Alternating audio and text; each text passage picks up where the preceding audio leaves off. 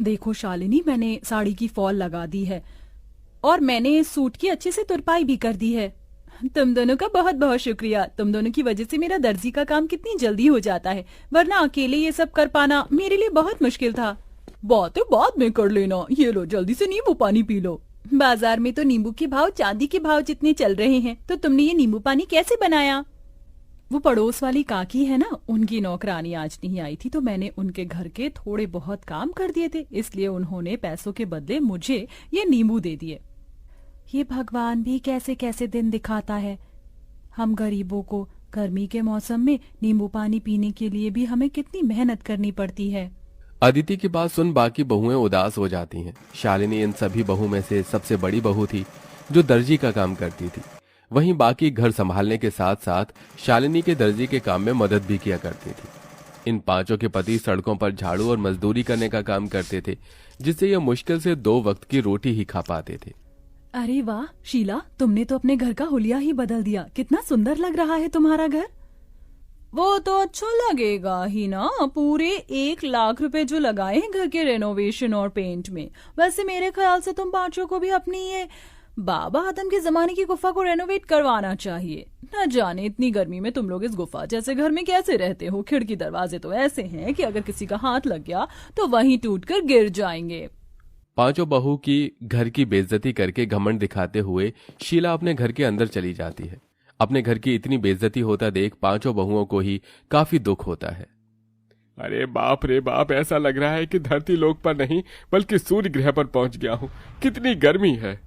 इतनी गर्मी में गुफा में सोओगे तो गर्मी नहीं तो क्या ठंड लगेगी? क्या गुफा?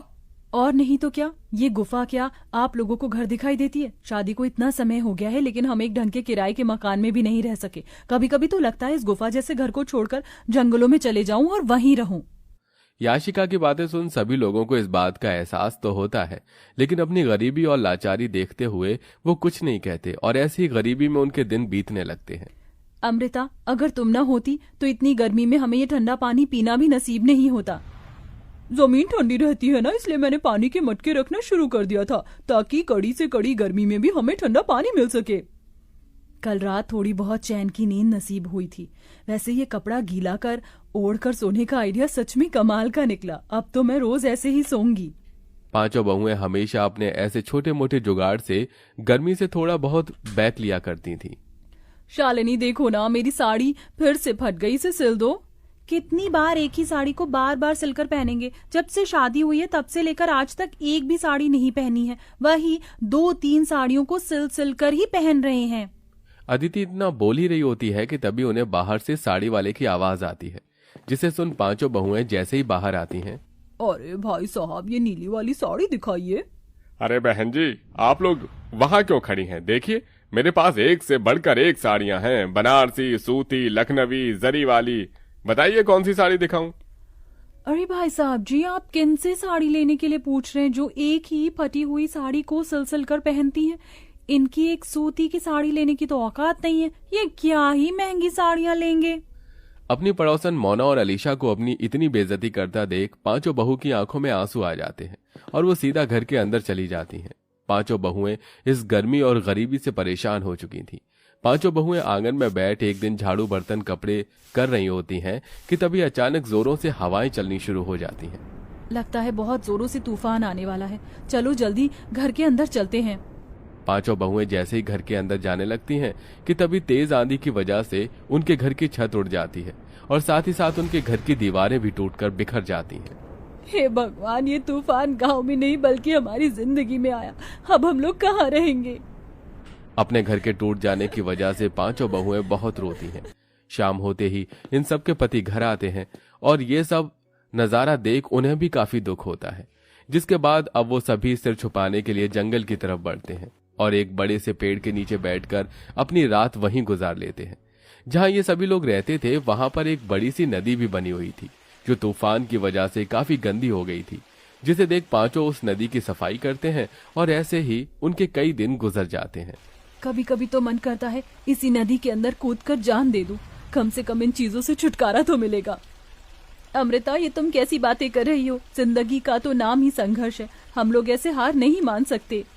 शालिनी की बात सुन नदी किनारे बैठी सभी बहुओं की आंखों में आंसू आते हैं। तभी उनके आंसू नदी के अंदर जा गिरते हैं। उनके आंसू जैसे ही नदी के अंदर जाते हैं तो नदी के अंदर एक सुनहरी रोशनी चमकती है और देखते ही देखते उनके सामने नदी की रानी बाहर आती है। कौन हो तुम? मेरा नाम नंदिनी है और मैं इस नदी की रानी हूँ। तुम पांचों ने मेरी नदी को साफ किया, यहाँ आसपास सफाई रखी और आज तुम लोग बैठकर ऐसे रो रहे हो। बताओ तुम लोग क्यों रो रहे हो? उस रानी की बात सुन सारी बहुएं उसे सारी बात बताती हैं, जिसे सुन वो रानी पांचों बहू को अपने साथ नदी के अंदर ले जाती है। उस नदी के अंदर की जमीन, मछली घर सब कुछ घास का बना हुआ था। ये सब देख पांचों बहुएं बहुत हैरान होती हैं। ये सब हकीकत है या कोई सपना? ये सपना नहीं, हकीकत है। ये घास जादुई घास है जिसकी मदद से तुम लोग कुछ भी बना सकते हो और वो चीज बिल्कुल असली चीज की तरह ही काम करेगी। तुम लोग चाहो तो यहाँ से ढेर सारी जादुई घास ले जा सकते हो। नदी की रानी आपका बहुत बहुत। पांचों बहुएं उस जादुई नदी के अंदर से ढेर सारी जादुई घास लेकर आती हैं और सबसे पहले उन जादुई घास से अपना घर बनाने लगती हैं। क्या इस घास से हम लोगों का घर बन पाएगा? ये मामूली नहीं जादुई घास है। नदी की रानी ने कहा था कि इस घास से बनी हुई सभी चीज असली चीजों की तरह ही काम करती है। क्या पता ये घास का घर भी हमारा असली घर हो। पांचों बहुएं कुछ घंटे के अंदर एक बहुत बड़ा सा घास का घर तैयार कर देती हैं, जिसमें वो पांचों अलग अलग कमरे भी बनाती हैं। साथ ही साथ वो बाथरूम और रसोई घर भी बनाती हैं, जिसमें घास का चूल्हा, घास के बर्तन और कमरों में घास का पलंग, कुर्सी। जादुई घास होने की वजह से सारी चीज असली चीजों की तरह बिल्कुल मजबूत हो चुकी थी। मुझे तो यकीन ही नहीं हो रहा कि हम लोग अपने घर के अंदर खड़े हैं, वो भी एक ऐसा घर जो असली घर से भी ज्यादा मजबूत और अच्छा हो।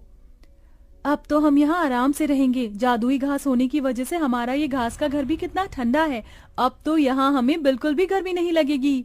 पांचों बहुएं अपने अपने पतियों के साथ आराम से घर में रहती हैं और ऐसे ही कुछ दिन गुजर जाते हैं। सच में अब तो हद हो गई है। मन कर रहा है ये बची कुची साड़ी ले जाकर फेंक दूं।